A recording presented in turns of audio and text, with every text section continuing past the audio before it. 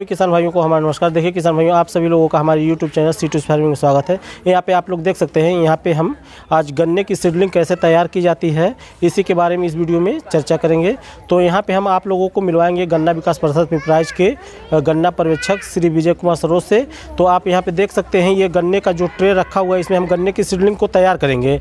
इसको तैयार करने के लिए जो गन्ना विभाग है, ये गांव-गांव में जाकर के समूह का गठन करता है, और जब समूह का गठन हो जाता है तो उन समूहों के द्वारा ही गन्ने की सीडलिंग तैयार कराई जाती है, जिससे कि जो समूह गठित होता है तो गाँव में ही जो समूह में महिलाएं होती हैं या पुरुष होते हैं, उनको गाँव में भी रोजगार के अपॉर्चुनिटी मिल सकते हैं किसान भाइयों। तो आइए हम लोग जानते हैं श्री विजय कुमार सरोज जी से कि कैसे इन्होंने समूह का गठन किया और कैसे गन्ने की सीडलिंग तैयार करा रहे हैं, इस पर क्या क्या लाभ है सरकार द्वारा किसानों को दिए जा रहे हैं। तो आइए जानते हैं इन्हीं के जुबानी पूरा डिटेल। अभी हम उनसे मिलवाते हैं आप लोग का, उनका परिचय कराते हैं।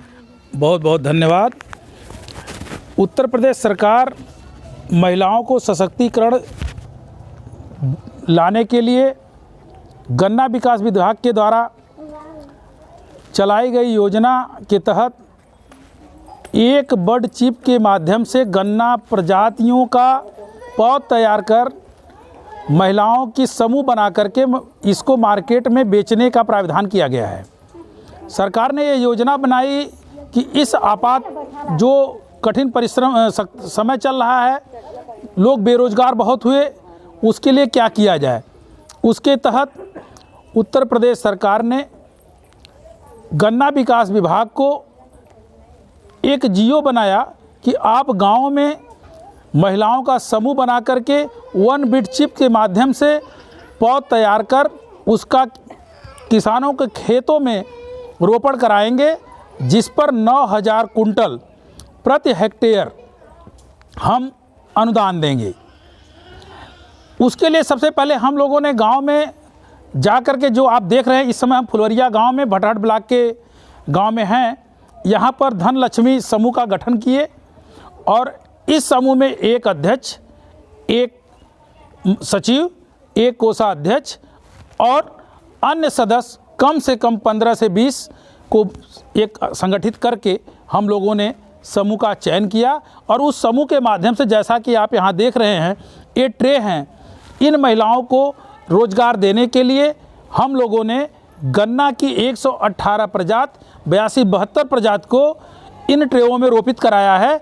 ये जो सामने आपको ट्रे बड़ा दिख रहा है जिसमें गन्ना दिखाई दे रहा है, यह आज के 45 दिन पहले हम लोगों ने ट्रायल के रूप में रोपित कराया था, जो इतना बड़ा आज दिखाई दे रहा है।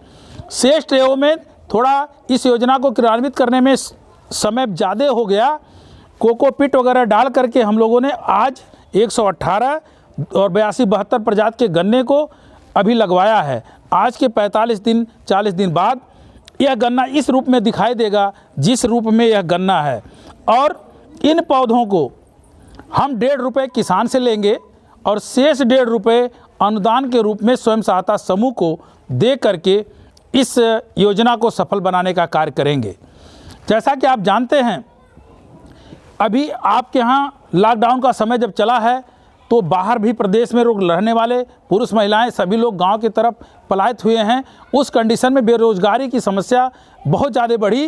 उस लोगों को रोजगार देने के लिए सरकार ने मनरेगा के तहत या अपने महिलाओं को सशक्तिकरण मजबूती, पुरुषों के बराबर महिलाओं को शक्ति प्रदान करने के लिए, आर्थिकीकरण मजबूत करने के लिए इस तरह की योजनाओं को लाए हैं।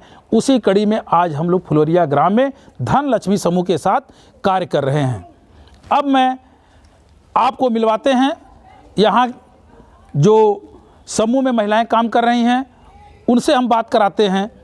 आज फुलवरिया ग्राम में भटहट ब्लॉक के अंतर्गत स्वयं सहायता समूह धन लक्ष्मी के तहत हम वहाँ कार्य करने वाली महिलाओं से आपको मिलाते हैं। और हमारे सामने हैं बिंद्रावती जी और आशा साधना। लीजिए, मैं साधना जी से पूछता हूँ कि आपके मन में ये कहाँ से विचार आया कि हम इस तरह के पौधरोपण करके अपने आय को दूना करने के लिए काम करेंगे, आप बताएं साधना जी। उस समय तो लॉकडाउन का महीना चल रहा था, हमारे पति सब घर पे थे, उनका रोजी रोजगार सब बंद हो चुका था, इसलिए हम लोग को कुछ समझ में नहीं आया। फिर सोच विचार के हम लोग 20 महिलाओं इकट्ठा किए। फिर उसमें गन्ना विभाग का खेती करने के लिए विचार हम लोग समझे बुझे। फिर उसके बाद हम लोग गन्ना रोपण करके अपना कार्यक्रम ये सब जो है आगे बढ़ाना शुरू कर रहे हैं। तो ये बताइए, ये तो तैयार हो गया है, इसके बाद क्या विचार है आप लोगों का, क्या प्लान है?